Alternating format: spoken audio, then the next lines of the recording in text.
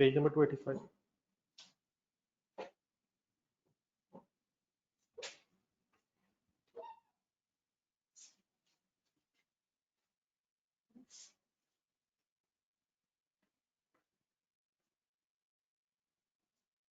शुरू करें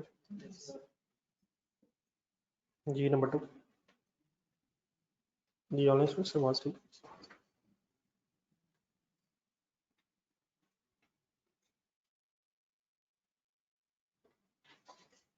जी वालेकुम सलाम।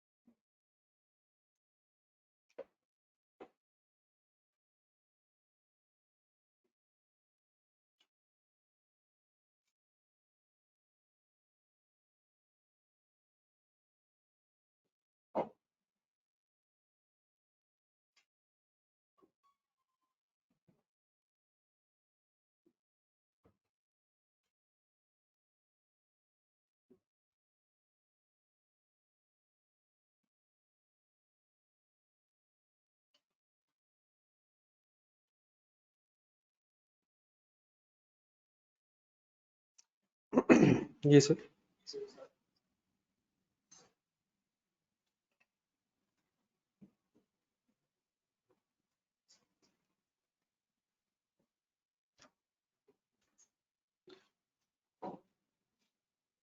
दो एंट्रीज का एक नेट इफेक्ट बताया हुआ है।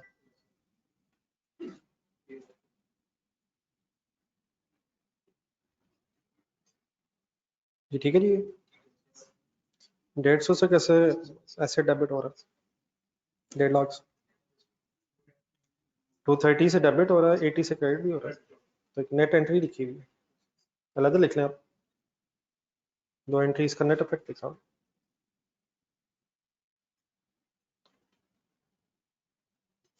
ठीक है, 3 करें।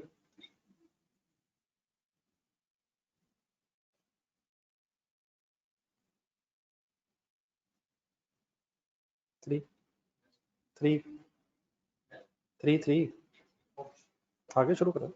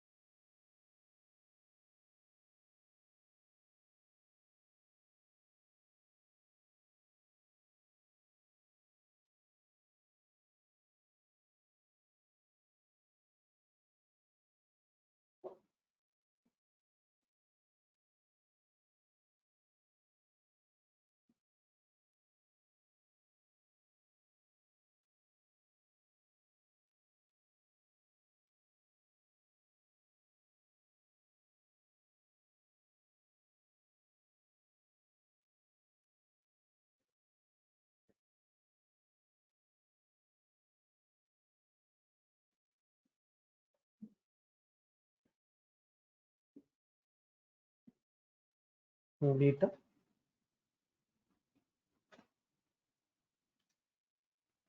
करें करें दोबारा।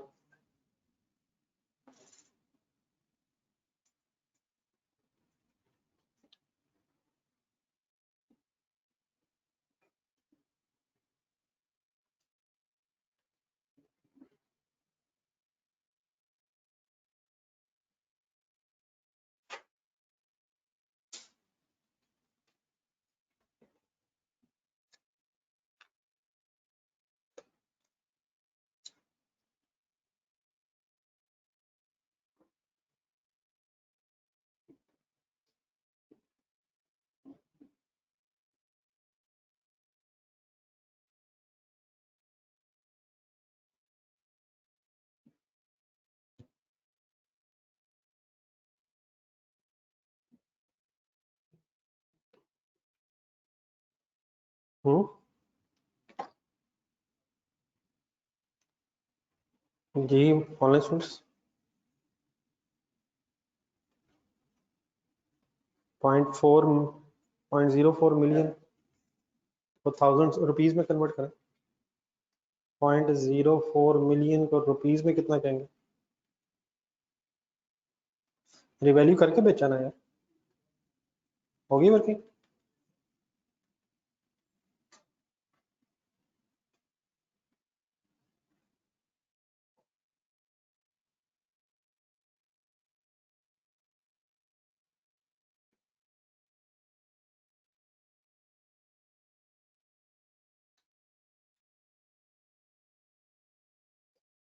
ठीक है सर, ये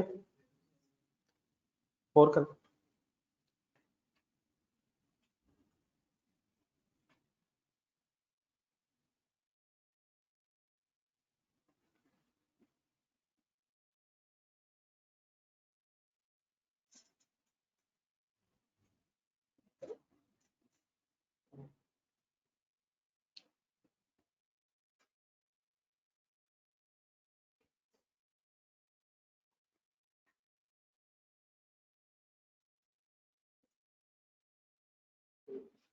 एक minute.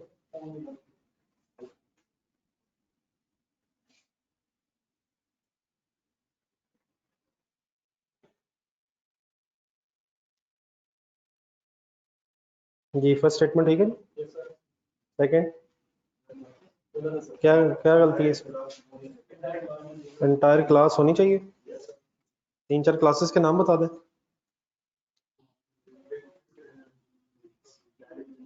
Land, building, machinery, vehicle वगैरह वगैरह वगैरह। जी ठीक है जी, ए 5 पर।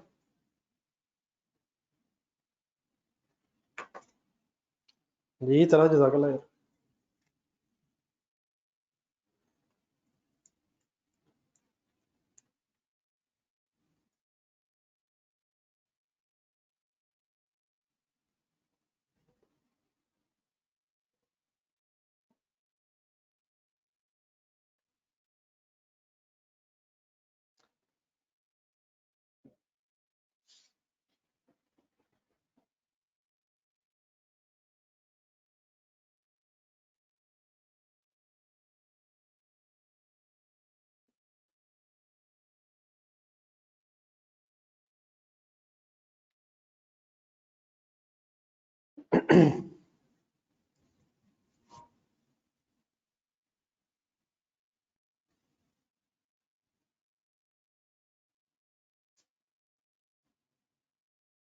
अपना अपना करें सर।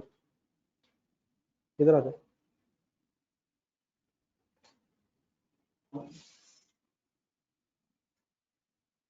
इधर आ जाए।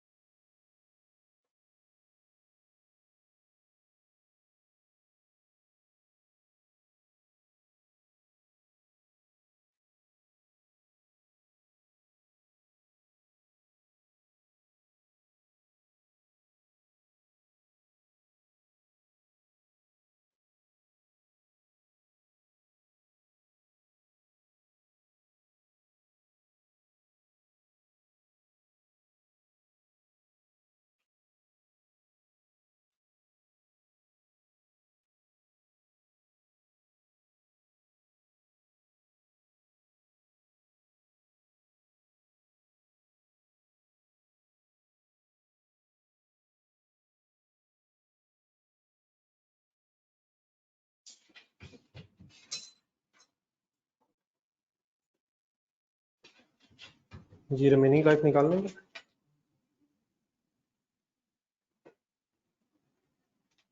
जी ऑप्शन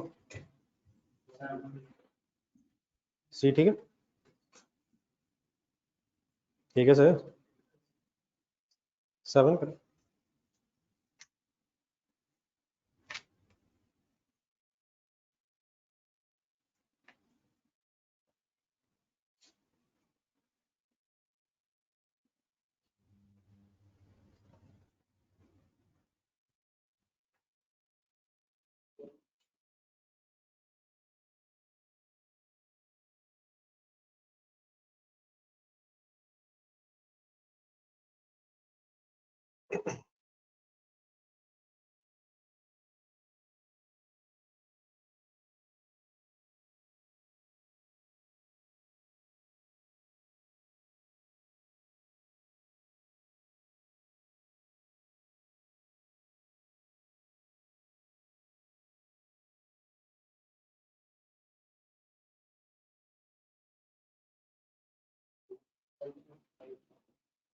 जी other comprehensive income simply means surplus surplus debit 10 loss debit 3 property 13 ठीक है। ऑप्शन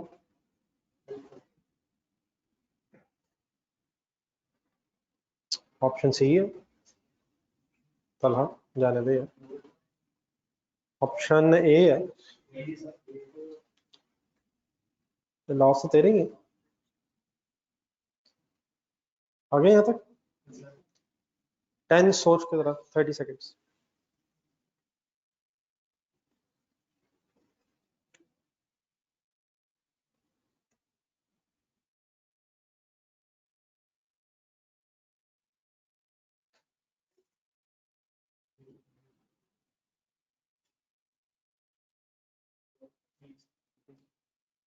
मैं ये नोट बेसिस बताते हैं depreciation method useful life D tick लगा ये ऑप्शनल है। अभी आगे बात करते हैं उसके 11 कर।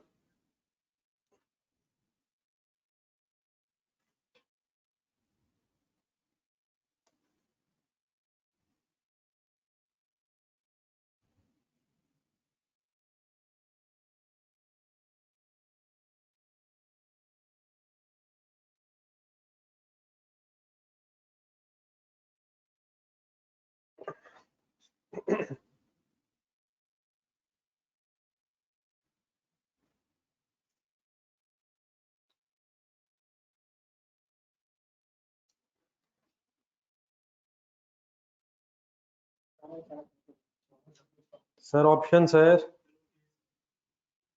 इधर उधर निकल जाएगा।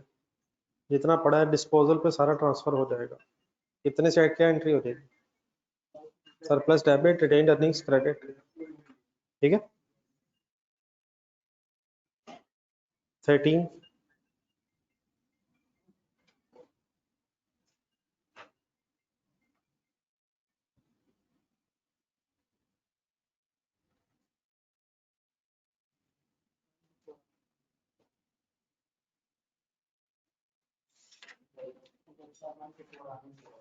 ये सारे ही हैं सर। शॉर्ट वर्ड्स में number 1 effective date independent valuer carrying model cost model. ये वहां से इधर कहीं से आ रही है।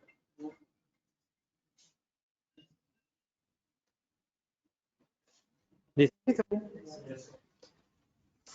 14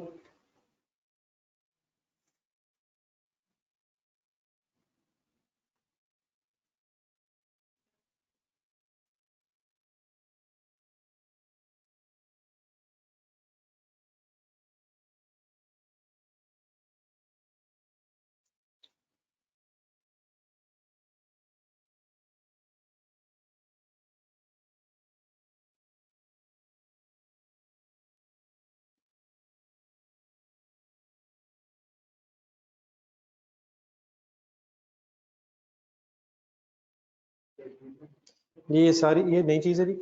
ये सारे ही रिक्वायर्ड है। लेकिन ऊपर लिखा कि इनकरेजेस, कंपल्सरी नहीं, ऑप्शनल है। जिस तरह 10 में जाए, 10 में इनमें से कोई आया था? ए बी सी तो कंपल्सरी है ना। Carrying amount of idle, temporary idle, एक वहाँ आया था, बाकी ये तीन है, ये भी ऑप्शनल है। तो इसका आंसर जरा 1 2 3 4 ही लिख लें, 7 रिवीजन रख लें। G15 सर बैठे सर, सही जगह है। वेलकम। क्यों परेशान हो रहे हैं? इधर ही हैं आप, सही जगह पहुंच गए आखिरकार।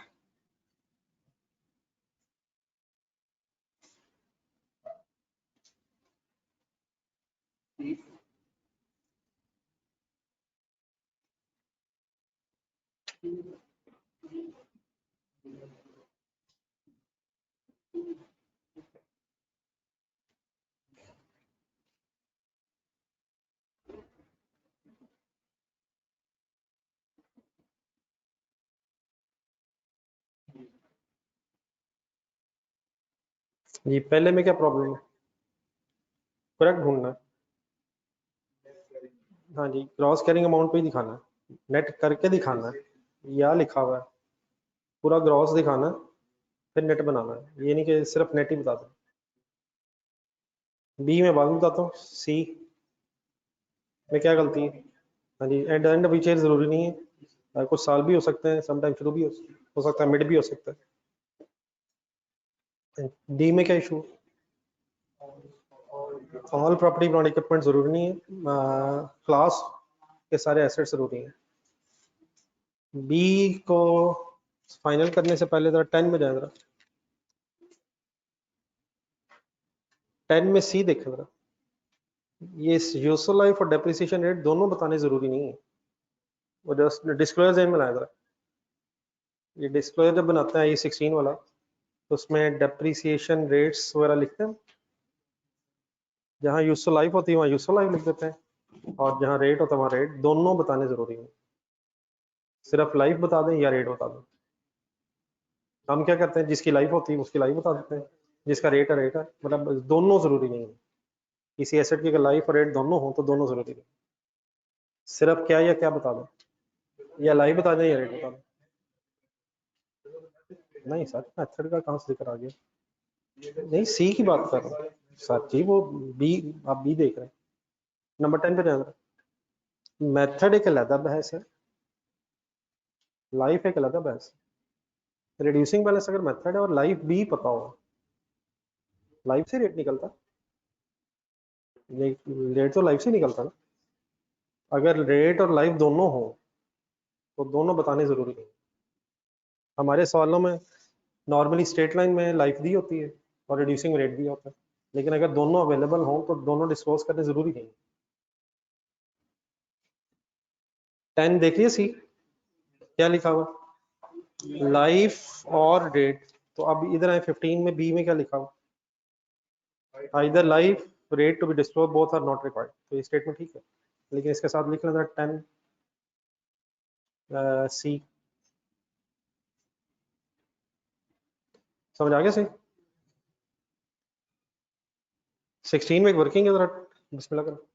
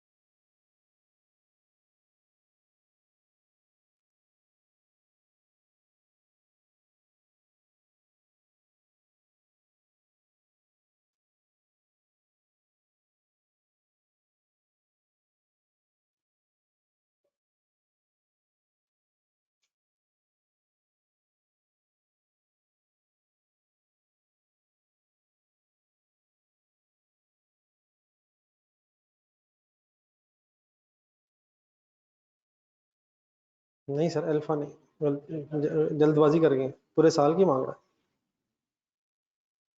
31 दिसंबर ईयर एंड है। साल के पहले 3 महीने विदाउट रिवैल्यूएशन, भी तो डेप्रिसिएशन चार्ट होगी। 3 और 9, पूरा साल मांग रहा है।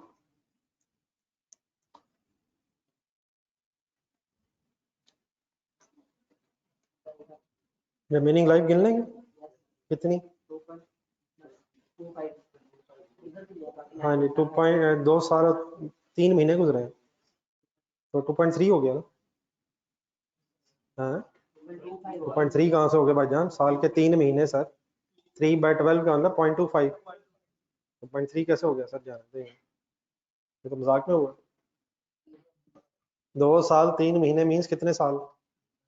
2.25 ईयर्स में से कितने गुजर गए? 12 में से इतने गुजर गए, ठीक है। 9.75, ऑप्शन डी बनेगी।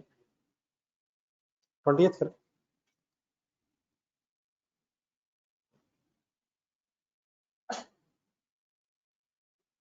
जी ऑनलाइन स्टूडेंट्स, ठीक है। 16, ये 9.75 ओके जी। 2 साल 3 महीने गुजर गए 12 में से, 9 साल और 9 महीने, 9.75 ईयर्स।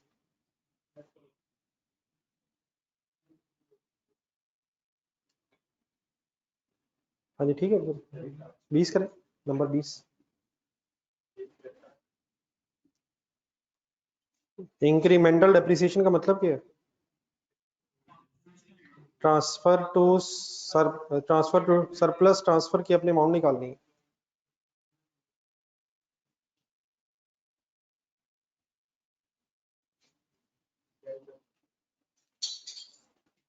तो ये क्वेश्चन सिर्फ इंक्रीमेंटल डेप्रिसिएशन के लिए। Incremental depreciation means surplus transfer to retained earnings की बात हो रही है। 5 लाख सरप्लस है, डिवाइड बाय 8, ठीक है, 22।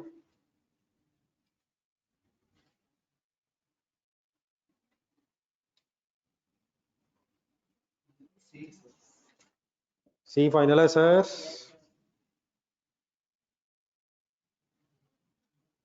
23,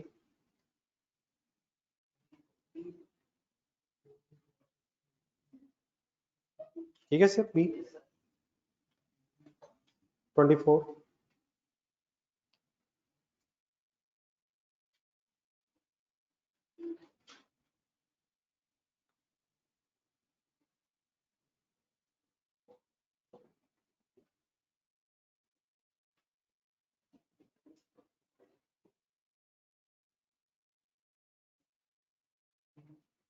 सी ठीक है। Revaluation surplus in statement of financial position, ठीक है सी। 25,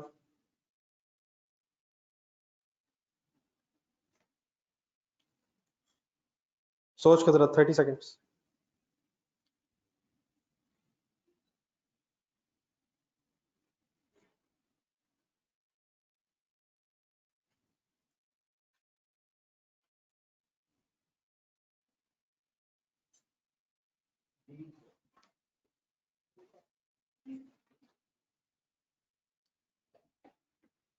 जी सर, ये वैलिड रीजन है रिवॉल्यूशन की?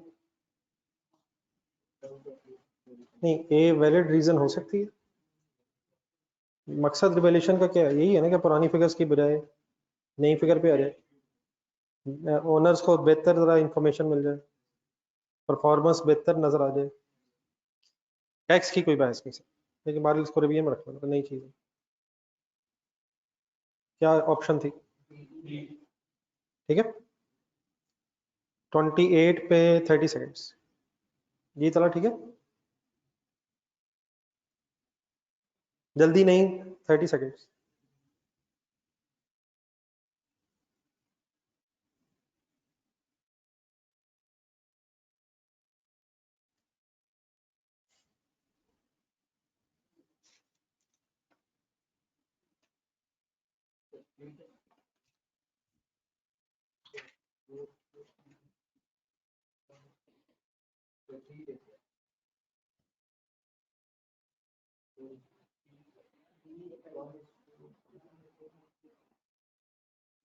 पता है वैसे आपको?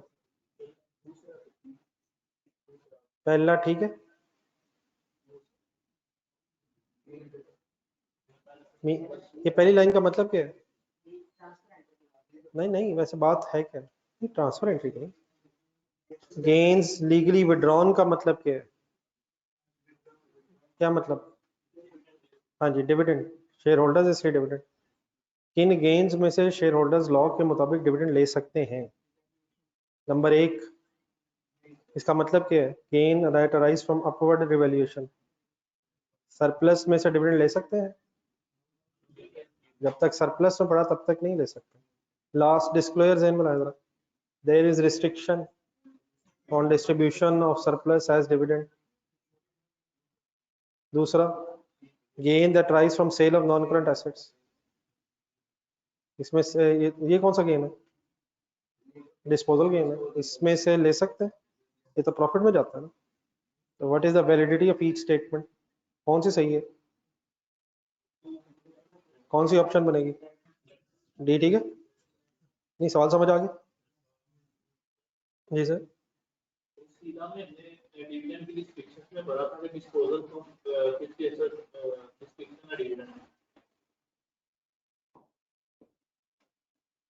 कौन सा सेक्शन पढ़ेगा? कौन सा सेक्शन?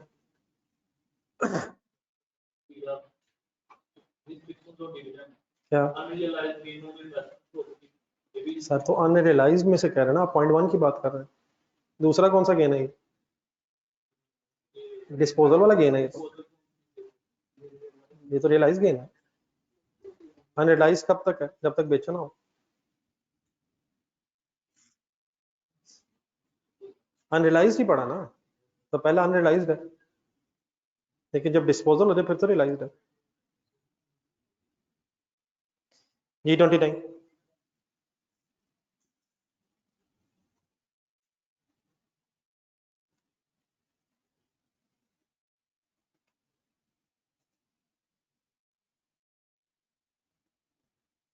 इसका सवाल जरा थोड़ा साथ ही मिल गया जरा।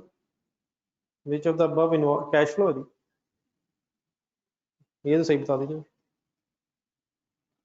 पॉइंट 4 वाली सेंटेंस के साथ ही which of the above involve movement of cash इकट्ठा ही हो गया जी। सरप्लस रिवैल्यूएशन लॉस में cash involve. Transfer of surplus में कैश इन्वॉल्व है। कैसे पता चल रहा है? एंट्री सोच रहे हैं ना आप। रिवैल्यूएशन गेन में कैश इन्वॉल्व है, डिस्पोजल में शुक्र है मौला। डी ठीक है। 33।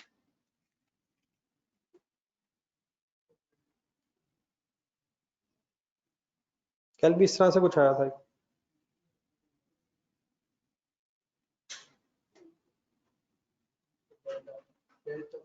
हाँ जी, लॉस अगर है शुरू के सालों में, ठीक है।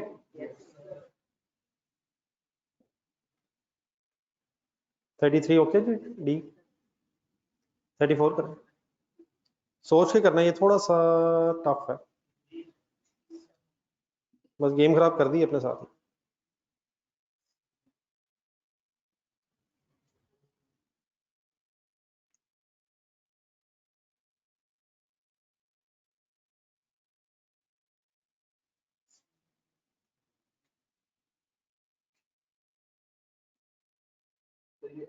जी, डिस्पोजल में कैश आता है, ठीक है बोलो। ढूंढना क्या है? प्रॉपर्टी प्लांट इक्विपमेंट नहीं है जी। नंबर ए जनरेटर है। नहीं, number A generator expected to be used for 7 years। Plot of land held for resale. C bus for pick and drop of staff. हाँ, यूज में बस। डी बताएं सोच के। हैं? हैं? ऊंचा बोलेगा थोड़ा। इन्वेस्टमेंट प्रॉपर्टी खुदा के लिए है। जनरेटर वो सिर्फ लैंड एंड बिल्डिंग है। नहीं ये मैं जानबूझ के पूछा, मेरा भी ख्याल था कि इधर जाएगा जहन। इन्वेस्टमेंट प्रॉपर्टी रेंटल के लिए करो तो इन्वेस्टमेंट प्रॉपर्टी में सिर्फ क्या शामिल है? Land and building. जनरेटर नहीं, जनरेटर अगर रेंट के लिए रखा हुआ है तो ये भी प्रॉपर्टी प्लांट इक्विपमेंट है, इसे आप किराए पर दे के बेनिफिट ले रहे हैं, और सिर्फ लैंड एंड बिल्डिंग है। नहीं मैं जानबूझ के पूछ रहा था, मेरा भी ख्याल था उधर जहन जा सकता है। जनरेटर फॉर रेंटल अगर हो भी तो ये इन्वेस्टमेंट प्रॉपर्टी नहीं है। इन्वेस्टमेंट प्रॉपर्टी सिर्फ कब है? लैंड लैंड बिल्डिंग या दोनों। ये बी ठीक है। नहीं ये भी तो प्लॉट ऑफ लैंड है। IS2। हाँ जी, बेचने के लिए 35।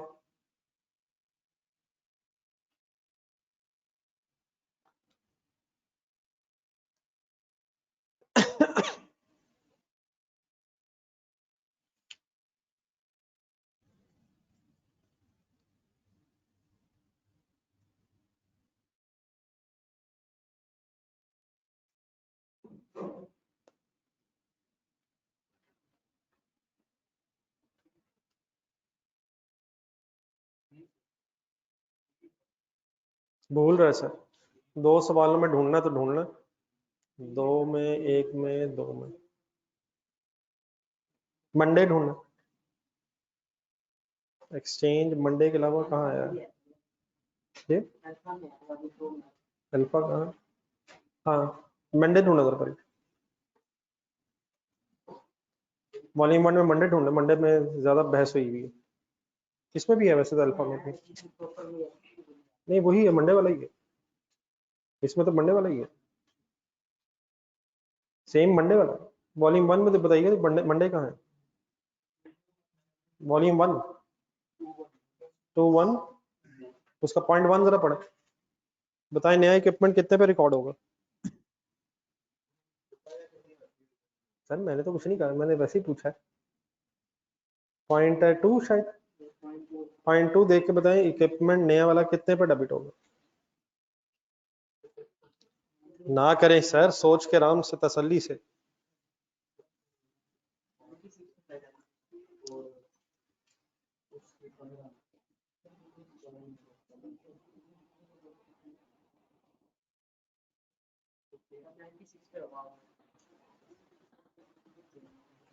एक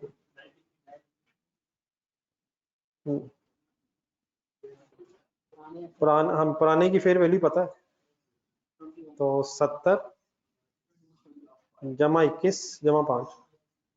हमें 93 का नहीं पड़ा, हमें 91 का पड़ा, और 5 वो इंस्टॉलेशन कॉस्ट है शायद।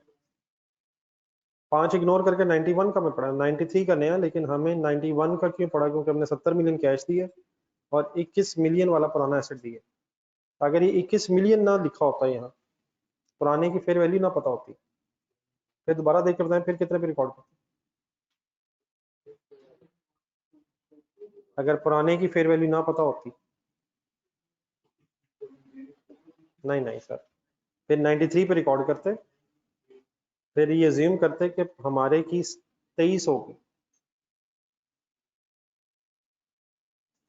70 कैश दिया है, 21 पुराना, हमने 70 कैश दिए है, 21 पुराने की फेयर वैल्यू है, तो यहाँ तो 91, इसका मतलब हमने जो चीजें दी हैं उसका टोटल 91 बनता है। लेकिन अगर हमें ये 21 ना दिया होता और नया 93 का है और 70 कैश दिया है, तो इसका मतलब फिर हम यही अज्यूम करते हैं कि हमारे एसेट की मार्केट वैल्यू 23 है। सही है।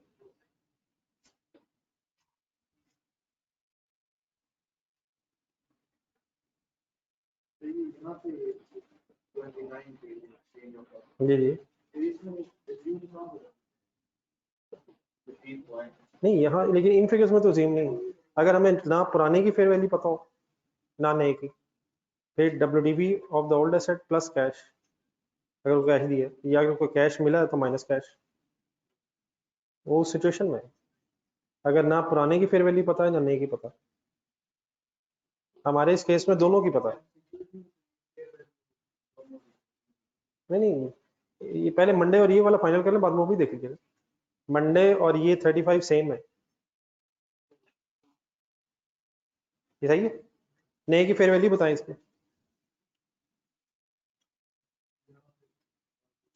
नए की फेयर वैल्यू है यार, ना करें यार, ना करें खुदा के लिए। नया नया नया नया नया 850 है पुराने की फेयर वैल्यू।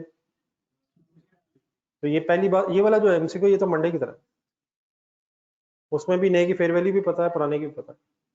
तो अगर दोनों की फेयर वैल्यू पता है तो पुराने फेयर की फेयर वैल्यू प्लस जो कैश दी है, अगर ये ना पता होता 750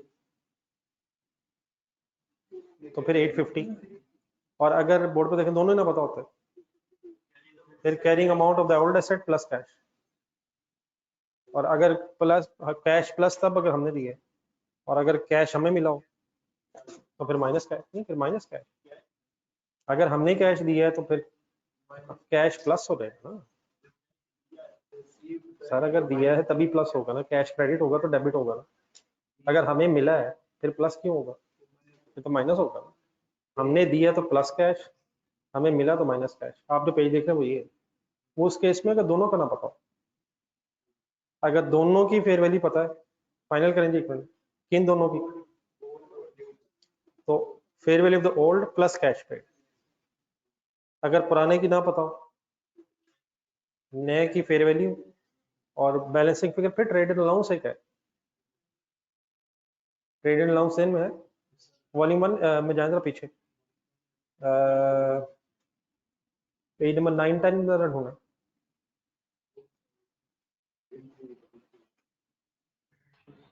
पेज नंबर 9 10 11, इधर भी अल्फा एक है, ये वाला अल्फा देखें जरा, पेज नंबर 10। इस अल्फा में देख के बताएं नया एसेट कितने पे डेबिट होगा।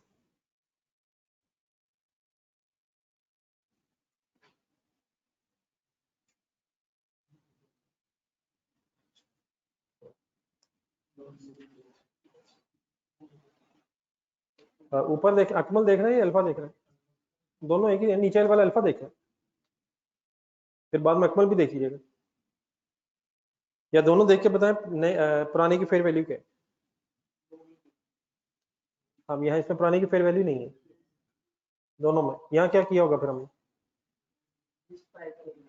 नए की फेयर वैल्यू, नए की फेयर वैल्यू की एंट्री क्या की होगी अकमल ब्रदर में, देख के बता जरा। अकमल ब्रदर में point number 3, new asset debit कितने से, ये हो सकता है एंट्री भी लिखी हुई जगह आपने, 30, बैंक क्रेडिट 80, तो बाकी डिस्पोजल अकाउंट में जा रही है पुराने की फेयर वैल्यू, हाँ market value fold asset, cost minus cash paid, trade in allowance. अगर हमें नहीं पता पुराने की फेयर वैल्यू कितनी है तो कॉस्ट में से कैश पेड निकाल के हम निकाल लेंगे। यहाँ ये किया हुआ, नीचे वाले में भी यही हुआ हुआ क्योंकि पुराने की फेयर वैल्यू पता नहीं है। नीचे वाले में क्या एंट्री की होगी, मेरा ख्याल 11,20,000 है, कैश कितना दिया, 10-20 में से कैश 6 लाख दिया, 680। अब देखना 10-20 का अगर नया सेट आप 680 दे रहे हैं आप, तो बाकी क्यों नहीं दे रहे, ये ओल्ड एसेट की मार्केट वैल्यू होगी फिर। तो दोनों सिचुएशन में हमें ओल्ड एसेट की मार्केट वैल्यू नहीं पता, तो हमने नए एसेट की फेयर वैल्यू पे से रिकॉर्ड किया। लेकिन ये जो मंडे दिखाया मैंने अभी, मंडे में दोनों की फेयर वैल्यू पता है, तो अगर पुराने की फेयर वैल्यू पता हो तो उस पर रिकॉर्ड करें प्लस कैश, दोनों पता हो, बल्कि दोनों पता हो तो पुराने की फेयर वैल्यू प्लस कैश। अगर पुराने की नहीं पता, सिर्फ नए की पता, तो न्यू की जो प्राइस है उसी पे ऐसे डेबिट होगा नया। और अगर दोनों नहीं पता तो पुराने की WDV प्लस कैश अगर दिया और माइनस कैश अगर दिया। अब ठीक है, लेकिन ये जो सवाल है ये किससे मिलता जुलता है, ये मंडे से भी है और आगे ट्राउड भी है, वो बाद में चला देख लीजिएगा, इसी के आगे मंडे से आगे थोड़े दूर ट्राउड भी है, ट्राउड में जरा देख के चले, पेज नंबर ही बता दो, नहीं उसका सवाल उसमें भी पॉइंट नंबर 2 ही है मेरा ख्याल है, देखे है उसी में है ना इस तरह की, या नहीं। हाँ तो प्राउड सेम ही है तकरीबन, और साथ मैंने पेज नंबर 10 भी का है, ठीक है। फाइनल करें जी इधर, कितने पे एसेट नया रिकॉर्ड होगा, ये ठीक है ऑनलाइन स्टूडेंट्स, देख लिया आप लोगों ने।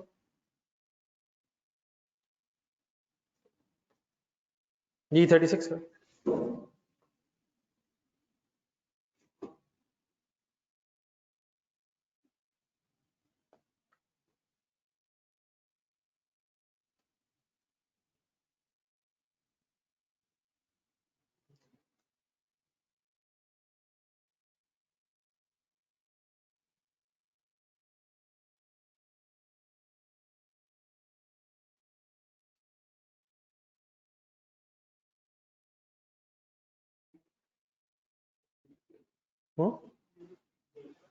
नील नहीं होगी बस, नहीं याद आया इसका मतलब। निकालना क्या है,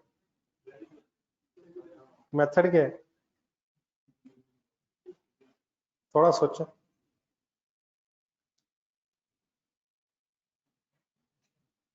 पता है यार, सफा नंबर 1 दिखाना पड़ना आपके रजिस्टर का, तो इतना पीछे जाना मुश्किल हो जाना। रिड्यूसिंग बैलेंस मेथड में यूजफुल लाइफ के एंड में जो डब्ल्यूडीवी होती है वो रेजिडुअल वैल्यू के बराबर आ जाती है किसी के जहन में? लेकिन एक और तरीका भी हो सकता है, रिड्यूसिंग बैलेंस मेथड में रेट का फार्मूला पता?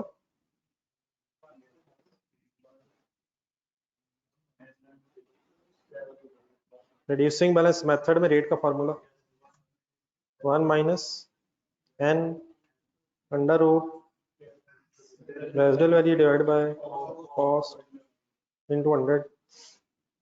इसका आंसर 25% दिया हुआ है। सॉरी, एन कितना दिया हुआ, कॉस्ट कितनी, 20 लाख। आर भी आ सकती है, चेक करें जरा। लेकिन मुश्किल तरीका बस है, पता नहीं क्वेश्चन बना लेंगे कि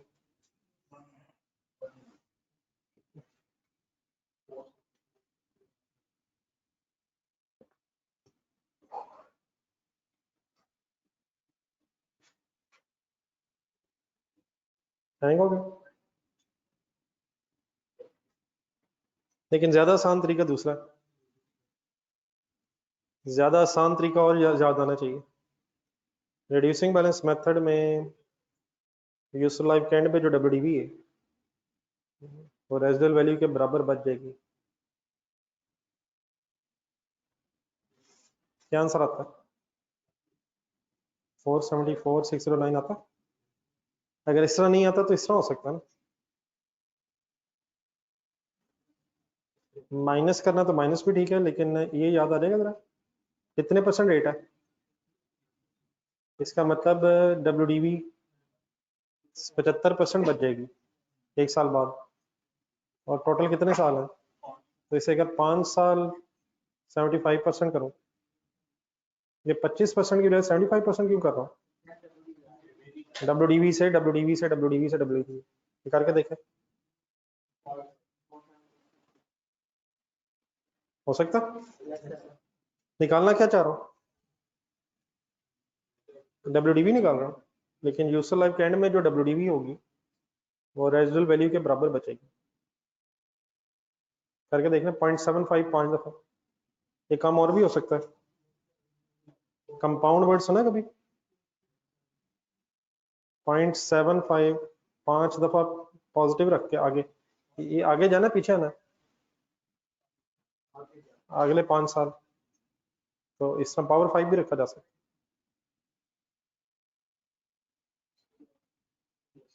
नहीं चाहते क्या है, ये क्लियर है, क्या चाहते हैं, डब्ल्यूडीवी चाहते हैं, नहीं डब्ल्यूडीवी चाह रहे हैं 5 साल बाद, और वही जो डब्ल्यूडीवी है रेजिडुअल वैल्यू के बराबर हो। ठीक है, लिख लें हर एंगल से, अब जो जो हो रहा है जरूरत पड़ने पे याद आ जाना चाहिए। जी ऑन लिसनर्स, ठीक है,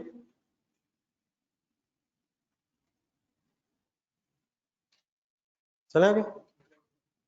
38 में अब डिस्पोजल है जी, कम से कम एक डिस्पोजल सही कर लें यार।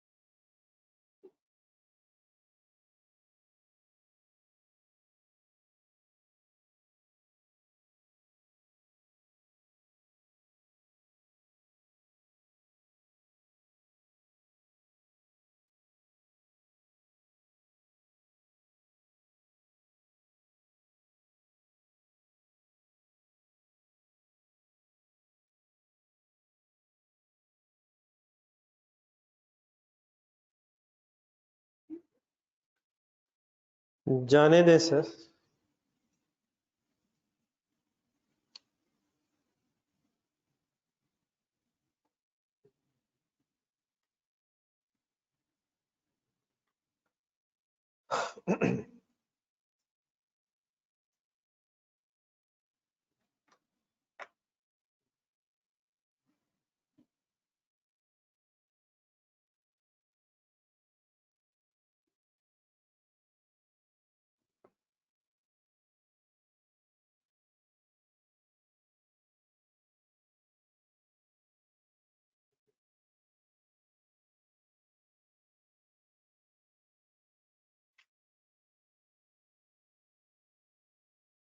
जाने दें सर।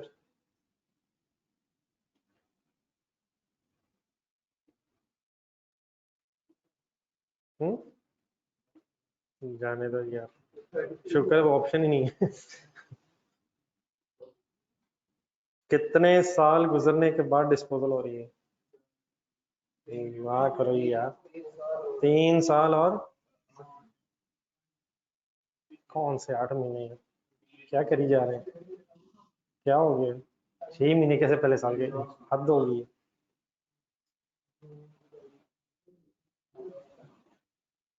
कितने साल कितने महीने?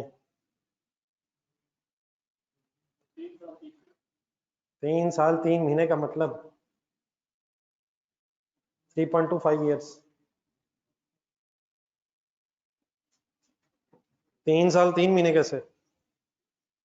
ईयर 1 में 7 महीने, ईयर 2 में, ईयर 3 में, तो 2 साल 7 महीने। डिस्पोजल वाले साल में 8 8 महीने, तो कितने हो गए? 3 साल 3 महीने। नहीं, ये ठीक है मिस्टर तला। जून टू जून गिन लेना, जून टू जून। 3 साल वो हो गए, जून जुलाई अगस्त, सॉरी हाँ जून जुलाई अगस्त। सितंबर, सितंबर गिना था। क्या क्या जुल्म हुआ? बगैर गिने 6 ले लिए। जी ठीक है जी। ऑप्शन ओके है सर। मिस्टेक पता चल गई? नहीं समझ आ गया ना। 39 चले। जर्नलिस्ट आपका हो गया 38। ना कर यार, खुदा करिए यार। D, D.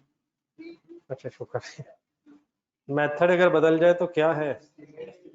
3 चीजें गिनवा दें दोबारा तरह। Method, useful life, residual value. WDV is depreciated over 40।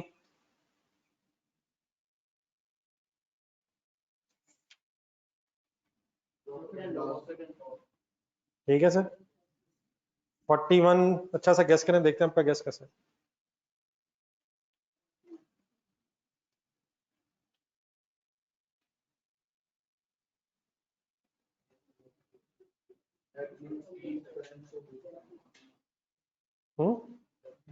सी, सी। ये रिवीजन में रख रहा हूँ।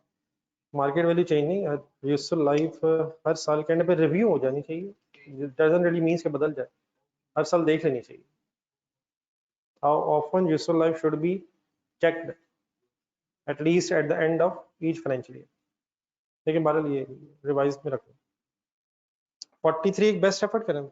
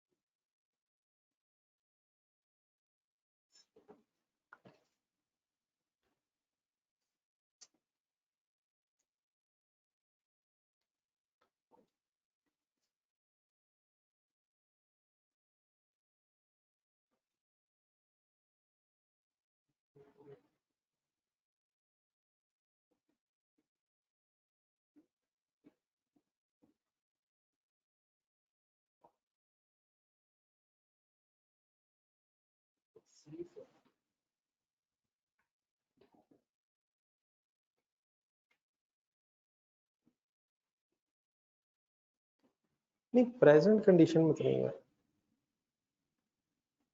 रेजिडुअल वैल्यू का अंदाजा लगाया कब जाता है? अभी शुरू में। और मतलब उसका क्या होता है कि जो पैसे मिलेंगे एंड में, तो अंदाजा शुरू में लगाया जाता है। करंट एस्टिमेट होता है ये उस अमाउंट का जो एट द एंड मिलनी होती है। बी जरा सोचो, ए में मसला बताएं। नहीं, करंट तक ठीक है, प्रेजेंट कंडीशन में नहीं। सी में मसला, वो भी प्रेजेंट कंडीशन में। और डी में फ्यूचर की, मतलब इसका अंदाजा कब लगाना है? आज का मिलने कब है? जब एसेट पुराना हो जाएगा, यूज लाइफ एंड में। Currently obtain from disposal of an asset of a 6 year similar asset. 6 साल एसेट पुराना अगर हो जाए तो आज के अंदाजे के मुताबिक पैसे कितने मिलेंगे? मिल गए हैं, मिलेंगे, पुराने के नए के? तो पुराना हो जाएगा यूजफुल लाइफ एंड में, लेकिन उसका अंदाजा आज लगाया जाता है, करंट एस्टिमेट। नहीं, ये तो वैसे ही अमाउंट से बताई जा रहा है, ये तो रेजिडुअल वैल्यू की अमाउंट बता रहा है। नहीं, अमाउंट से शायद हमें यहाँ कंसर्न नहीं है, अमाउंट तो जो भी हो, लेकिन ये अंदाजा किस वक्त और किस चीज का है? ये अमाउंट्स किस चीज की दी हुई? रेजिडुअल वैल्यूज, लेकिन कौन सी रेजिडुअल वैल्यू का अंदाजा ठीक है, ये बात हो रही है। वहाँ अमाउंट 15 हो, 4 हो, 6 हो, 16 हो, 14 ट्राई करेंगे, लेकिन इसको भी बहरहाल एक रिवीजन में रखेंगे, बाकी और भी डिसाइड कर लेते हैं।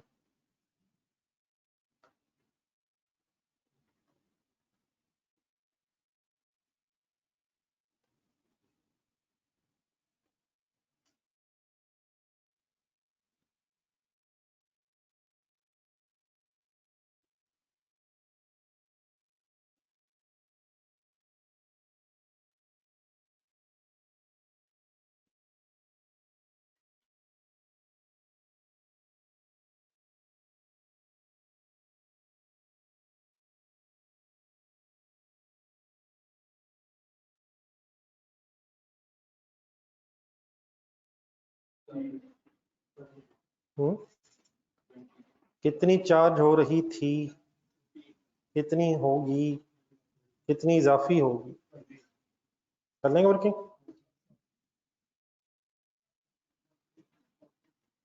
लिख लें वर्किंग?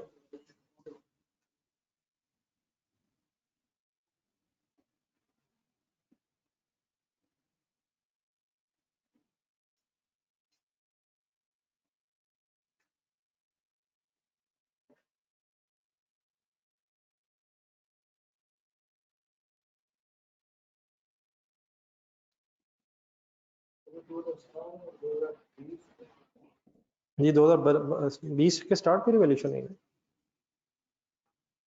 3 साल गुजर गए। ये डिवाइड बाय 3 ठीक है, बल्कि लिखा हुआ रिमेनिंग लाइफ, वैसे भी रिमेनिंग 3 ही बचते हैं शायद, 17, 18, 19। लेकिन रेजिडुअल वैल्यू का एस्टीमेट बदला लग रहा है, पहले क्या था अंदाजा और अब? ठीक है जी। 45 सोच के तरफ।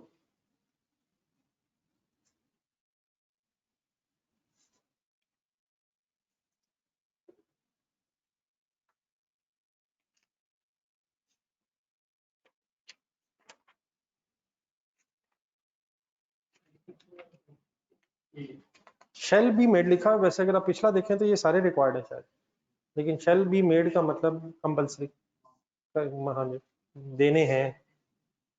ऑप्शनल है, कौन से 2 ऑप्शनल है? ये जरा ढूंढे जरा कहीं, जो डिस्क्लोज वाले 2-3 एमसीक्यूज आए हैं। पहला देना है,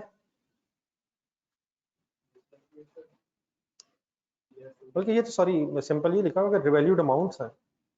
अगर एसेट रिवैल्यूड अमाउंट का है, विच of the following disclose shall be made, तो उसमें तो नंबर यही है सिर्फ, ये तो रिवैल्यूएशन के डिस्क्लोज है। रिवैल्यूएशन अगर हो जाए तो इन में से सिर्फ पहले वाला ही है। हाँ, बाकी दिए जा सकते हैं लेकिन वो ऑप्शनल है। ठीक है वन, इसके साथ जरा बताएं जरा कौन से पिछले एमसीक्यूज थे, एक मिनट बताएंगे कौन कौन सा थे। 10 था एक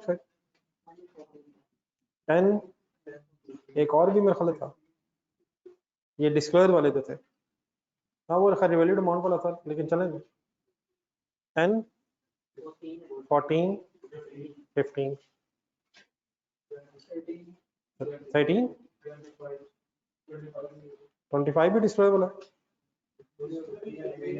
ये ठीक है। मतलब देख लें जिन जो जहाँ जहाँ डिस्क्लोजर वाले हैं, एक दफा उनको जरा इकट्ठा दोबारा देख लीजिए।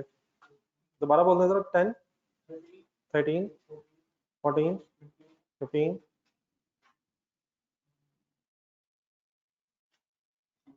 इतने नहीं है मेरे ख्याल है।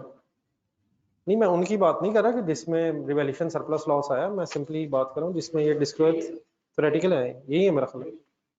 10 है, 13 है, 14 है,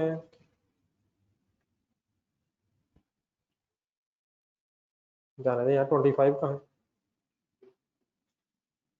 15 है, ठीक है 25 नहीं है, ठीक है।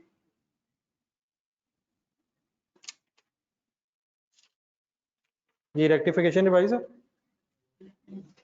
रेक्टिफिकेशन डिवाइस है। चैप्टर 6 ढूंढना था।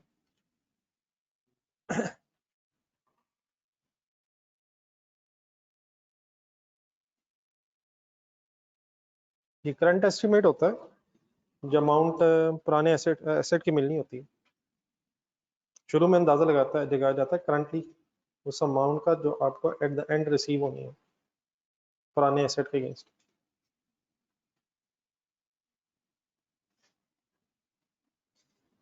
जी सर, बिस्मिल्लाह। नंबर 3।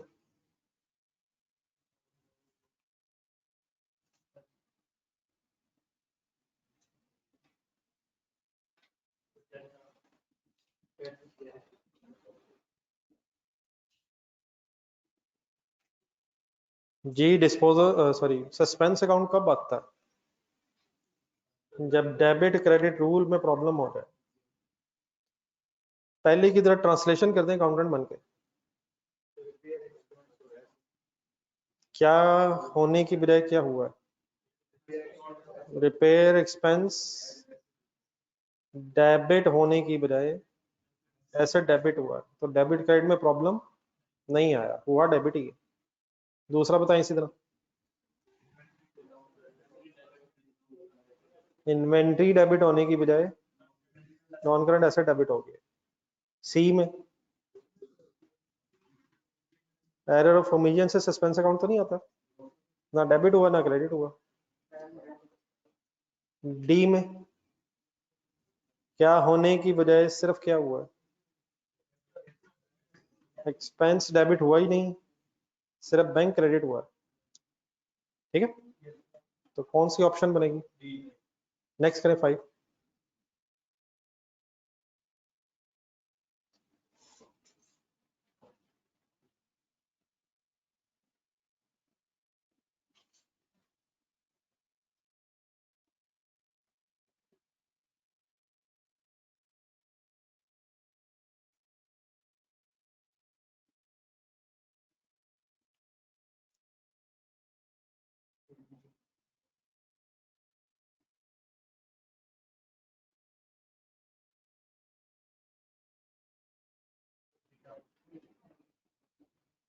हाँ जी, सही सोचने वाला है। Debit balance of suspense account है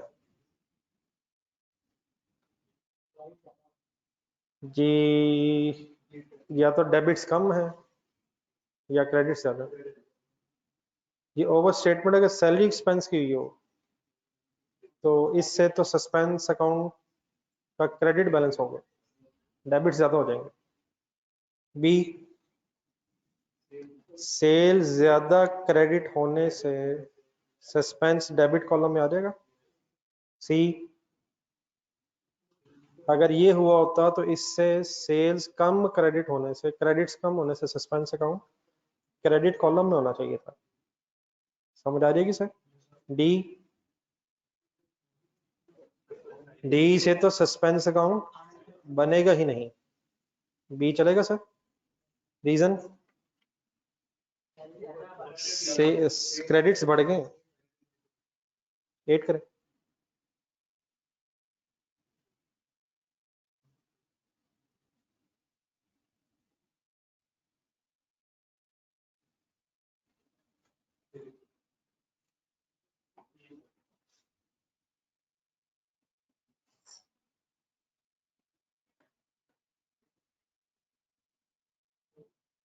इन चारों से तो सस्पेंस अकाउंट आता ही नहीं है।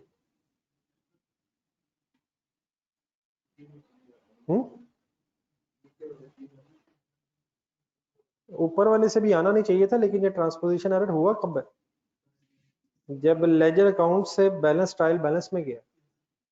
अगर एंट्री पूरी एंट्री में दोनों तरफ ट्रांसपोजिशन एरर हो जाए, अगर एक एंट्री में दोनों तरफ ट्रांसपोजिशन एरर फिर नहीं आएगा सस्पेंस अकाउंट। लेकिन अगर किसी एक तरफ हो जाए, और ये मतलब ये हुआ वैसे क्या है ए में, मतलब फॉर ट्रायल लेजर में जो बैलेंस था वो जब लिखा गया ट्रायल बैलेंस में तो आगे पीछे फिगर्स हो गए, मसला हो जाएगा इससे। बी से क्यों नहीं होगा?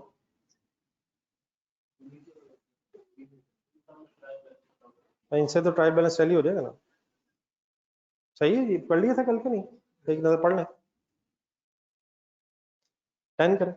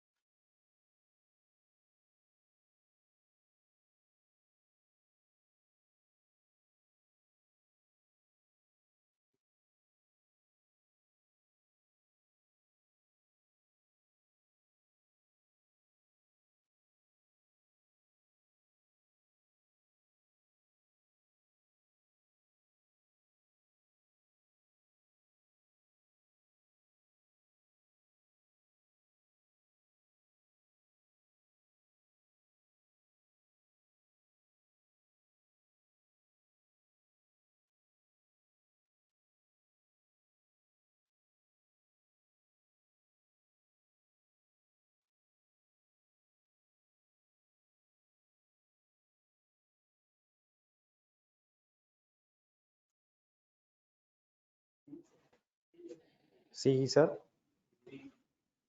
बी सर, ई सर, अब तो यही ऑप्शन रहेगी। नहीं सर, 0.1 की वजह से सस्पेंस अकाउंट आएगा। कितने से? 1,20,000 क्रेडिट आएगा, परचेज ज्यादा होगी। ऐसे ही सोचना ना यार। 2 से आएगा सर। 98,000 डेबिट हो गया है, 89,000 होना चाहिए था।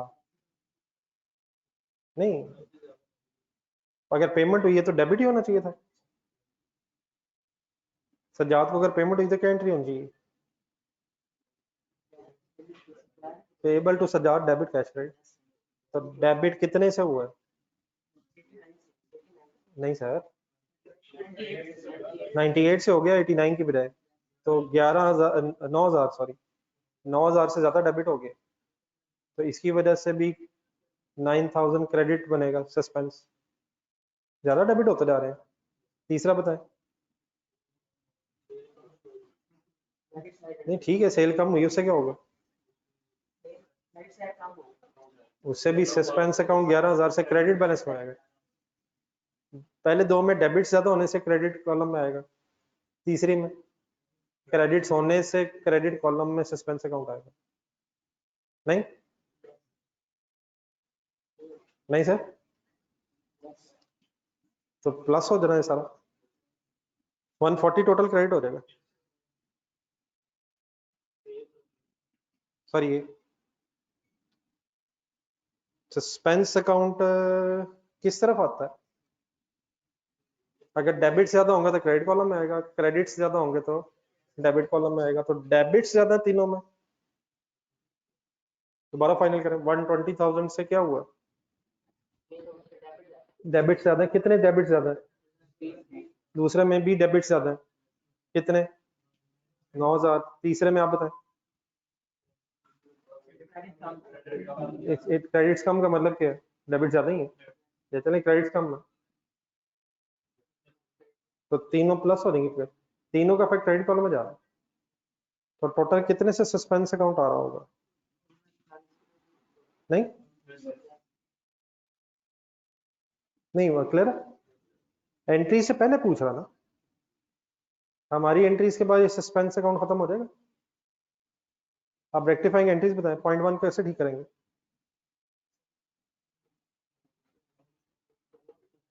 सस्पेंस डेबिट और purchase credit.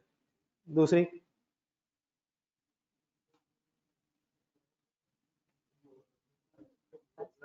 Suspense debit payable credit. तीसरा सोच के ना करो यार, सेल क्रेडिट सस्पेंस डेबिट। तो तीनों में सस्पेंस डेबिट कर रहे हैं आप, तो तीनों में सस्पेंस क्यों डेबिट कर रहे हैं? पहले क्रेडिट हुआ होगा। ठीक है सर, तो ऑप्शन ये वाला स्टूडेंट ठीक है आप? Any confusion? 11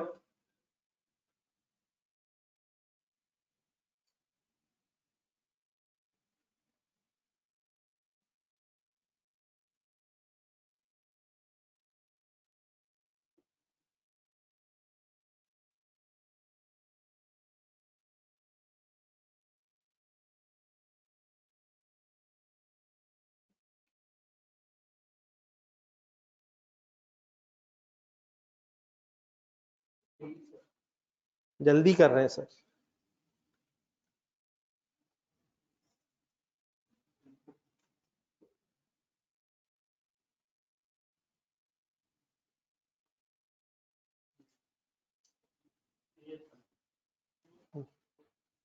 नहीं ये तो परचेज डे बुक में गलती है यार, ये तो लेजर में गलती नहीं है।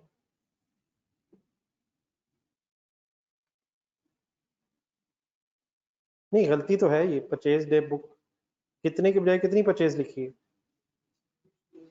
क्या एंट्री हुई है? परचेज डेबिट पेबल क्रेडिट 4,000 से हुई है, तो इससे सस्पेंस अकाउंट तो नहीं ना आएगा। सस्पेंस अकाउंट तो तब आएगा ना जब डेबिट क्रेडिट के प्रॉब्लम शुरू होंगे। पॉइंट बी भी तो हो सकता है, डी भी तो हो सकता है सर। नहीं हो सकता, नहीं हो सकता, वो तो मिलियन है। सी क्यों नहीं हो सकता?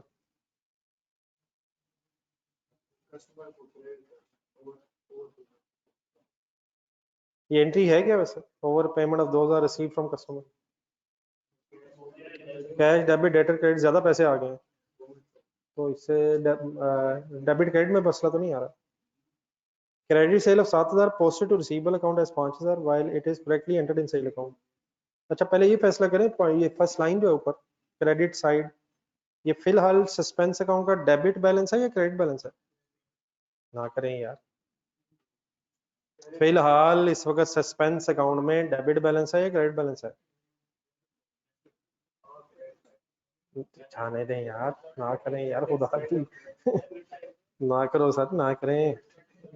क्रेडिट बैलेंस 2,000 ज्यादा है तो सस्पेंस अकाउंट डेबिट कॉलम में आ रहा होगा, और देयरफॉर सस्पेंस अकाउंट का डेबिट बैलेंस ही होगा ट्रायल बैलेंस में। क्रेडिट ज्यादा है डेबिट ज्यादा है? क्रेडिट ज्यादा है, therefore 2,000 debit balance of suspense account in trial balance आ रहा है। ये लेजर की बहस हो रही है, ट्रायल की बहस हो रही है। जी अब बताएं डी में क्या हुआ? डेटर कितने से डेबिट हुआ है? सेल कितने से? तो 2,000 से डेबिट सस्पेंस आएगा। ठीक है, नहीं आपने डी बता तो दिया था, लेकिन मैं चाह रहा हूँ जरा सही एक्सप्लेन हो जाएगा। ठीक है, आप रेक्टिफाइंग एंट्री लिखेंगे तब भी पता चल रहा है। ये क्लियर है सर? 13 सर।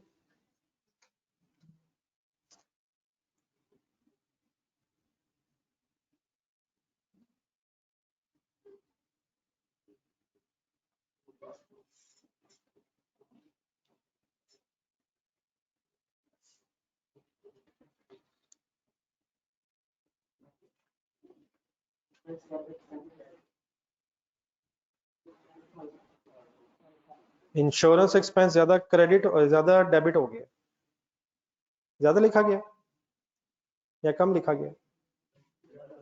कितना ज्यादा? एंट्री करें suspense option A B, A B दोनों सेम ही लिखी हुई, जाने दे यार, सेम नहीं लिखी। सस्पेंस डेबिट इंश्योरेंस क्रेडिट, ठीक है। 14 सीरियस है जरा, कोई कर भी लेगा तो मुझे समझाना जरा।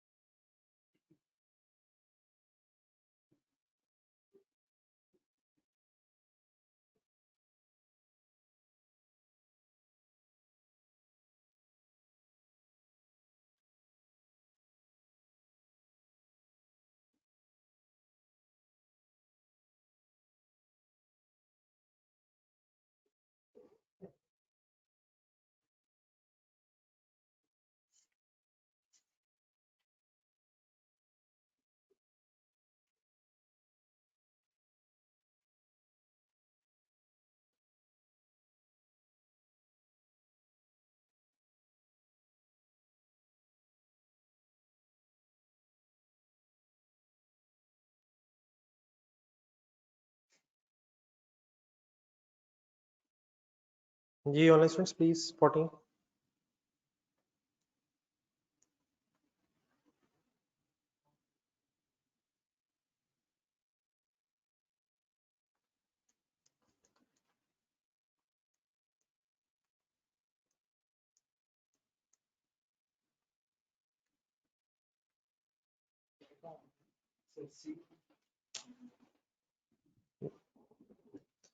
नहीं सर, मुझसे तला दोबारा करें। नो सर, ना सी ना डी।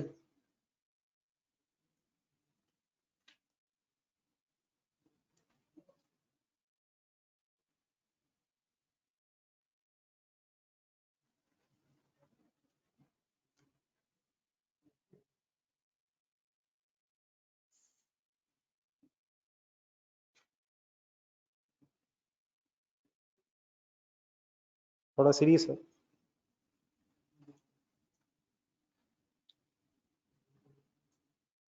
ये मैंने एक एंट्री लिखी हुई, एंट्री ठीक लिखी है मैंने जो हुई है? अच्छा, तीसरी लाइन में लिखा हुआ है आपने इसी, ये होने के इफेक्ट बताने, इस एरर के इफेक्ट्स बताने, ठीक नहीं करके इफेक्ट नहीं बताने। What which of the following will be the effect of the error, error की वजह से क्या हुआ? ये जो हुआ है वो मैंने सही लिखा हुआ? फर्स्ट लाइन में जो लिखा हुआ है कि हुआ है उसके मुताबिक मेरी एंट्री ठीक है? ये जरा देख के मुझे बताना। नहीं, ये एंट्री ये हुई है, नहीं रेक्टिफाइंग एंट्री नहीं, जो उसने गलती की है मैंने गलत वाली लिखी है, रॉन्ग एंट्री लिखी है मैंने। अब आपने इसी रॉन्ग एंट्री के फैक्ट्स बताने हैं या सही करके फैक्ट्स बताने हैं? नहीं, सही एंट्री तो ठीक है, करनी तो कर लेंगे ना हम।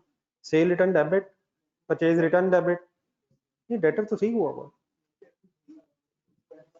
Cell return debit, purchase return debit और सस्पेंस क्रेडिट, लेकिन हमसे रेक्टिफाइंग एंट्री मांग नहीं रहा। नहीं वो बात की बात है, पहले मैं पूछ ले रहा हूँ कि जो लिखा हुआ है उसके मुताबिक एंट्री हुई यही है। अरे ये कंफर्म कर, क्या रॉन्ग एंट्री यही हुई है? और अकॉर्डिंग टू थर्ड लाइन क्या हमने इसे रॉन्ग एंट्री के फैक्ट्स बताने हैं या हमने इसको ठीक करके फैक्ट बताना, इससे हुआ क्या है ये हमने बताना। तो इससे सी क्यों नहीं हुआ?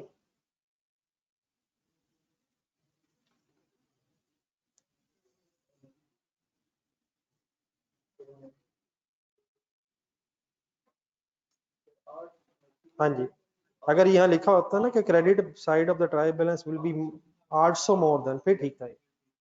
इससे हुआ ये है कि ट्रायल बैलेंस क्रेडिट साइड पे 800 से ज्यादा हुआ, तो सी ठीक नहीं है। तो फिर मेरा डी ठीक है? नहीं, डी में अब क्या मसला है? डेबिट साइड 800 से ज्यादा नहीं हुई। नहीं, पहले सी और डी फाइनल है।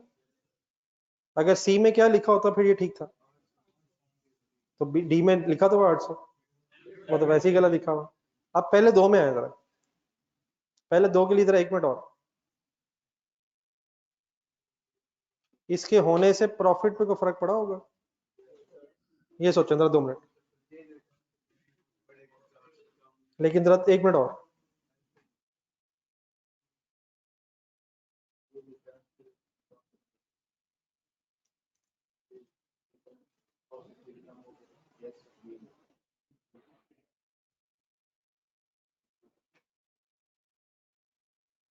जी सी और डी सबको पता है क्यों नहीं है? सी और डी पता है सबको सर क्यों नहीं है? ए भी नहीं है सर। बी इसलिए है, गौर से सुने मेरी बात, परचेज रिटर्न क्रेडिट होने से क्या हुआ है? परचेज कम हुई है, परचेज कम होने से, कॉस्ट ऑफ सेल कम होने से प्रॉफिट बढ़ा, लेकिन सेल रिटर्न डेबिट भी तो नहीं ना हुई।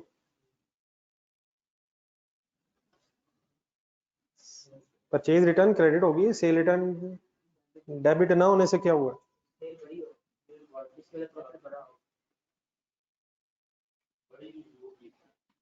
नहीं, सेल रिटर्न डेबिट ना होने से सेल बढ़ी हुई है, तो इसका क्या मतलब हुआ? सेल रिटर्न डेबिट ना होने से सेल बढ़ गई है, सेल बढ़ने से भी प्रॉफिट बढ़ा हुआ, तो असल में 800 इफेक्ट हुआ हुआ। परचेज रिटर्न क्रेडिट होने से परचेज कम होकर प्रॉफिट बढ़ा हुआ है, और सेल रिटर्न डेबिट ना होने की वजह से भी 400 से प्रॉफिट बढ़ा, तो टोटल फिर 800 से बढ़ा। कैसे 800? परचेज रिटर्न क्रेडिट होने से कॉस्ट ऑफ सेल कम होने से भी प्रॉफिट बढ़ा हुआ है, और सेल रिटर्न डेबिट ना होने की वजह से भी, सेल बढ़ जाने की वजह से भी प्रॉफिट। एक सेंटेंस लिखा जरा, purchase is understated and sale is overstated.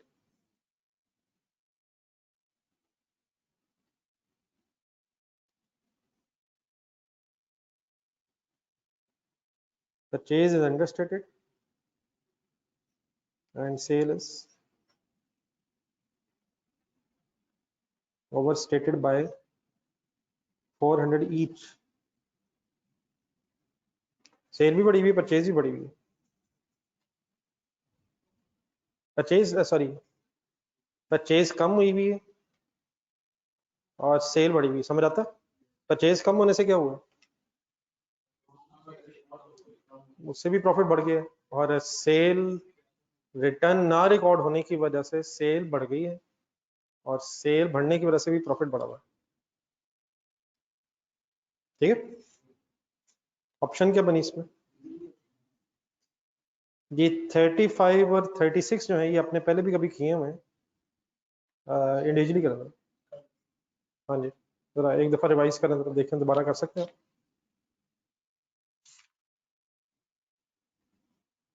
Ji online students ठीक है, प्लीज 14B।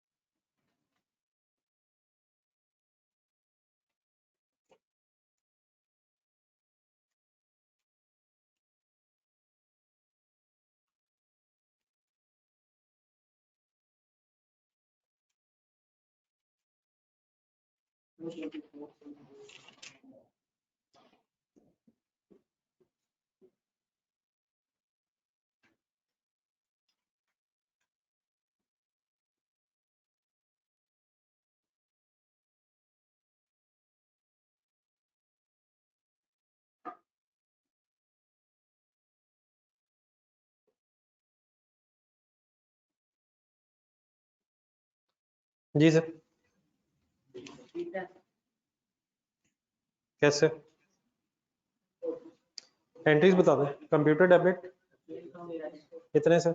तो ये तो 240 बनता है, लेकिन डेप्रिसिएशन रेट दिया हुआ। डेप्रिसिएशन डेबिट क्यूमुलेटेड डेप्रिसिएशन कितने सर? 16,000 निकाल लेंगे। डेट्स अगर दी हो तो 240 मल्टीप्लाइड बाय 20% इंटू, ठीक है 240 माइनस 16 36 करें।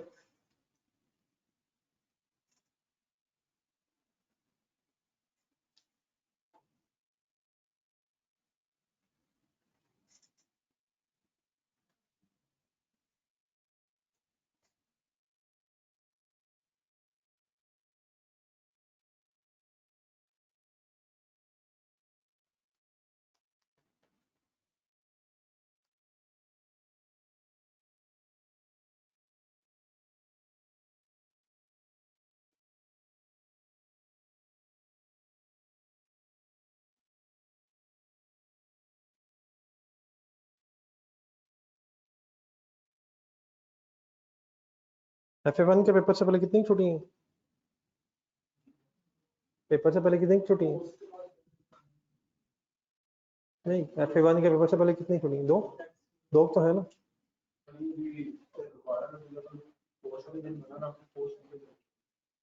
नहीं, FA1 से पहले तो है ही ना।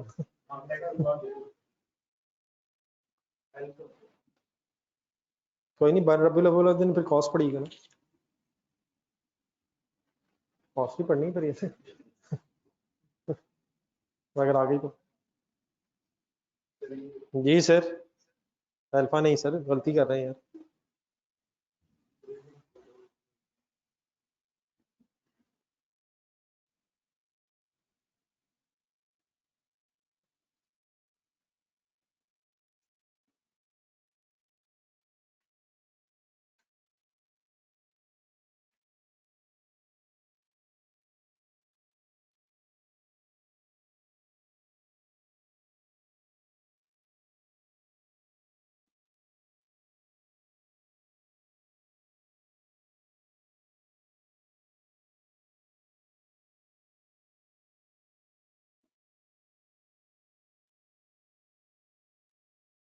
जिस तरह एसेट कम ज्यादा होने से डेप्रिसिएशन पे इफेक्ट आएगा, इसी तरह डेटर्स कम ज्यादा होने से अगर अलाउंस का रेट दिया हुआ है तो अलाउंस में भी तो चेंज आएगा ना।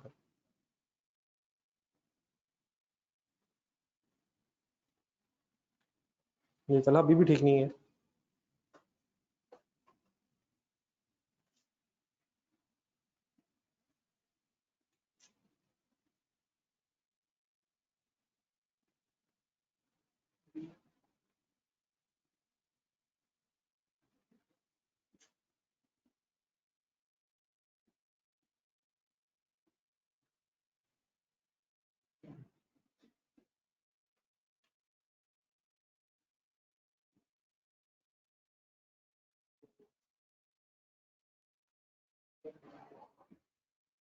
नहीं, बैड डेट्स राइट ऑफ नहीं हुए, और जो रिटर्न ऑफ होने के बाद रिसीव होता है वो बैड डेट्स क्रेडिट होने की बजाय डेटर क्रेडिट हो गई, और नेट करके रिसीवेबल कम हो रहा है। देख लें जी, फिर क्या समझ आती? देख लें मेरी किसी एंट्री में अगर मसला 180 मैंने क्या किया? नहीं, राइट ऑफ हुआ है। हाँ जी, डेटर क्रेडिट वो तो एंट्री हुई नहीं ना। दूसरी एंट्री ठीक की मैंने। अलाउंस बढ़ा या कम हुआ?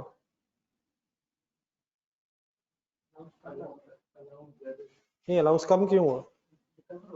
नहीं नहीं, और सर क्यों डेबिट हो गया? अलाउंस डेबिट क्यों हो गया है? हमारी एडजस्टमेंट से डेटर्स कम हो रहे हैं। डेटर्स कम होंगे तो 5% अलाउंस भी कम होगा। डेटर बढ़े हैं या कम हुए? 1,80,000 से डेटर कम हुआ है, 96,000 से डेटर बढ़ा है, नेट ऑफ करके 84,000 से डेटर कम हुए हैं, और डेटर्स कम हुए तो अलाउंस भी बढ़ेगा या कम होगा? जिस तरह फिक्स एसेट अगर बढ़ रहे हैं तो डेप्रिसिएशन बढ़ेगी, एसेट अगर कम हो रहा है तो डेप्रिसिएशन कम होगी।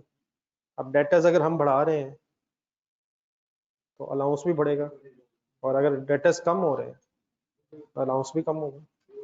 ठीक है जी, प्रॉफिट पे लेकिन इम्पैक्ट बताना है आपने। ठीक है, 720,200। बैड डेट्स डेबिट होने से प्रॉफिट कम हो जाएगा, और 2 दफा बैड डेट्स क्रेडिट होने से प्रॉफिट बढ़ जाएगा। नहीं समझ आया? 35 करें।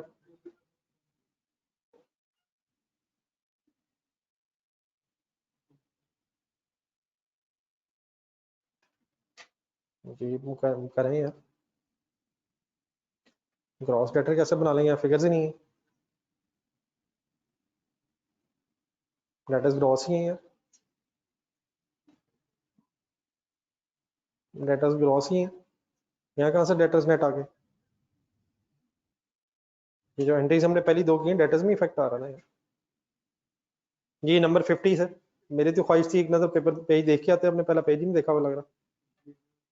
पहला पेज देखें ये, हाँ जी, 6 एरर थे जिनमें ट्रायल बैलेंस टैली रहता है, नाम बताएं देख के।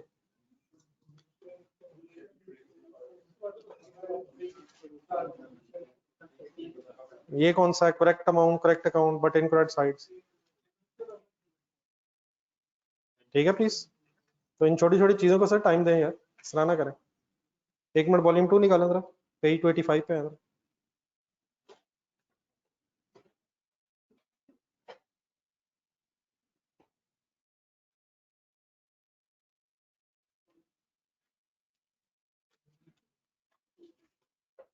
पेज नंबर 285, क्वेश्चन नंबर 3 है।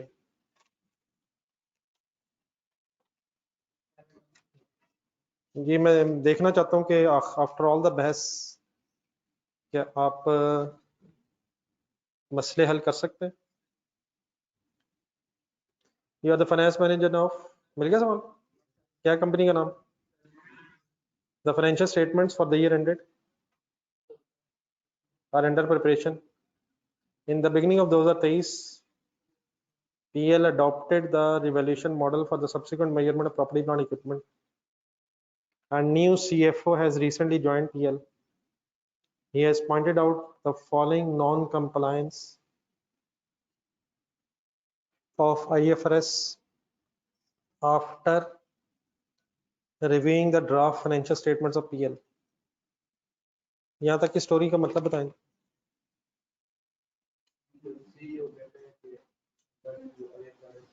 पेज नंबर ही गायब हो गया यार, वॉल्यूम 2 पेज 285। जी 2023 की फाइनेंशियल स्टेटमेंट बन रही है। 2023 के स्टार्ट पे रिवैल्यूएशन मॉडल ड्रॉप हो गया था, CFO CEO ने ज्वाइन किया है, CAU साहब ने कुछ स्टैंडर्ड्स की नॉन कंप्लायंस को पॉइंट आउट किया। सही है। Number 1, IA 16 does not allow selective revaluation, so all classes of property plant equipment should have been revalued. है? ये सही पॉइंट उठाया उसमें? नहीं, वो पॉइंट एतराज सही उठाया उसमें, या ये गलत एतराज है? All classes of property plant equipment should have been revalued. हैं? ना करें यार, अभी पढ़ के आए। नहीं, ये इतराज सही उठा हुआ है या गलत उठा हुआ? क्या सही इतराज होता अगर है कि अगर एक किसी एसेट को रिवैल्यू किया तो उस क्लास के बाकियों को रिवैल्यू होना चाहिए था, सारी क्लासेस को तो जरूरी नहीं है। दूसरा, adoption of revaluation model has been accounted for as change in estimate, that is prospectively, though it is a change in accounting policy.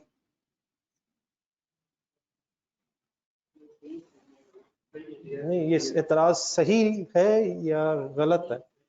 नहीं, वो तो क्या कहना चाहता है, चले पहले ट्रांसलेशन करें। वो क्या कहता है कि ये तो चेंज इन पॉलिसी है, लेकिन इसे चेंज इन अकाउंटिंग एस्टीमेट के तरीके से रिकॉर्ड किया गया है। एतराज उसका ठीक है, आप इसका क्या जवाब देंगे? नहीं, आपने अब उसे बताना भी है ना, क्या ये पॉलिसी चेंज है? तो लेकिन वो कहता है चेंज इन एस्टीमेट प्रोस्पेक्टिवली किया गया, क्योंकि ये IAS 8 में नहीं है या IAS 16 के मुताबिक, उसका समझाना भी तो है। क्या ये सही किया हुआ है? लेकिन उसने एतराज उठाया है। उस गरीब ने क्या, क्यों एतराज उठाया? शायद उसको किसी ने बताया कि पॉलिसी चेंज कैसे होती है रेट्रोस्पेक्टिवली। आप उसे क्या बताएंगे कि बात ठीक है, लेकिन ये पॉलिसी चेंज IAS 8 की बजाय IAS 16 में डील होती है? बताए किसी को? Third, IAS 16 requires that incremental depreciation must be transferred from surplus to retained earnings, but the transfer has not been made in the draft financial statements. करना चाहिए था, जरूरी है, या फिर भी ठीक है? फिर भी ठीक हो सकता है, फिर भी ठीक हो सकता है। डिस्पोजल की पॉलिसी भी तो हो सकती है। एनुअल ट्रांसफर ठीक है, आपका जवाब ये होना चाहिए कि अगर तो एनुअल ट्रांसफर पॉलिसी है फिर तो गलत है, लेकिन अगर डिस्पोजल पे ट्रांसफर की पॉलिसी है फिर ठीक भी है। सर सीए ने फंसा ली है। Number 4, some vehicles have been given on rent by PL. These should have been included in investment property, but instead they are included in property plant equipment. ये तो वही इतराज है तो थोड़ी देर पहले आपने उठाया था। इस इतराज का क्या जवाब है? इन्वेस्टमेंट प्रॉपर्टी में सिर्फ लैंड और बिल्डिंग आती है, ये नहीं कि जो रेंट पे दिया वो इन्वेस्टमेंट प्रॉपर्टी बन जाएगी। इसका जरा आंसर ढूंढने जरा, पेज नंबर 290 पे।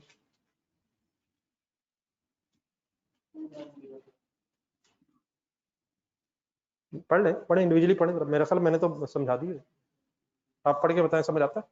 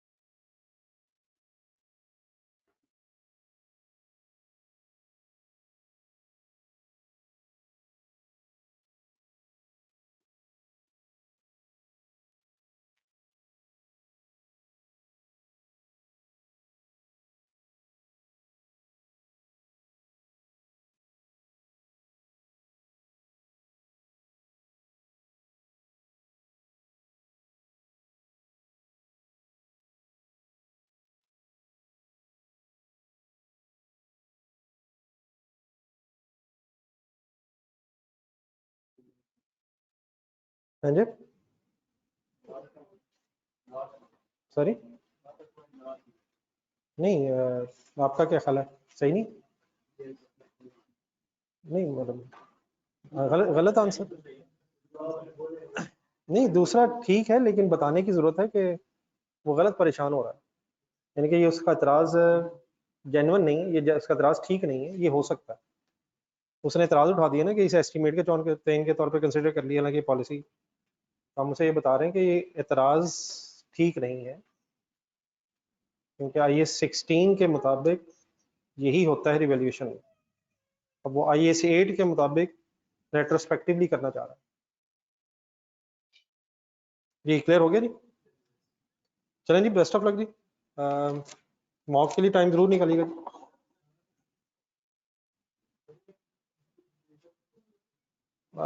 समटाइम्स हो भी जाते हैं बस ये आपने लेकिन असल में ये होता है ना, असल में ये चीज़ होती है कि आपको थोड़ा सा आइडिया हो जाए। अब अगर कोई रिपीट भी होगा तो वो शायद जरूरी नहीं कि याद ही रहे।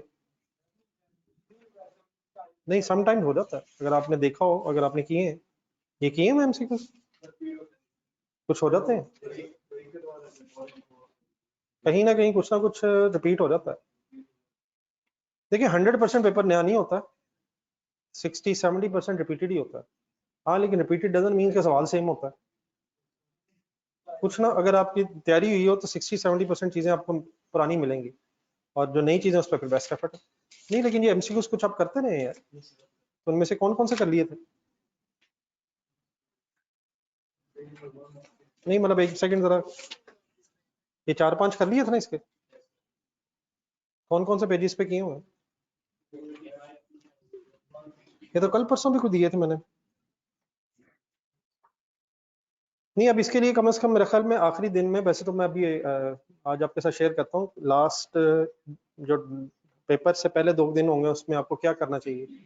इन पेजेस को उससे पहले सवाल कर लें जितने करने, सारे उस दिन नहीं, उस दिन ये जो पेजेस हैं इनकी रीडिंग वगैरह करनी चाहिए। ये जो थ्योरेटिकल चीज़ें IAS 40 है, IAS 20 है, जो कॉन्सेप्ट वगैरह में सही याद होना चाहिए। IAS ये NPO है, रेक्टिफिकेशन के पेजेस हैं, और ये MCQ तो हम कैपिटल मेंटेनेंस की थ्योरी है।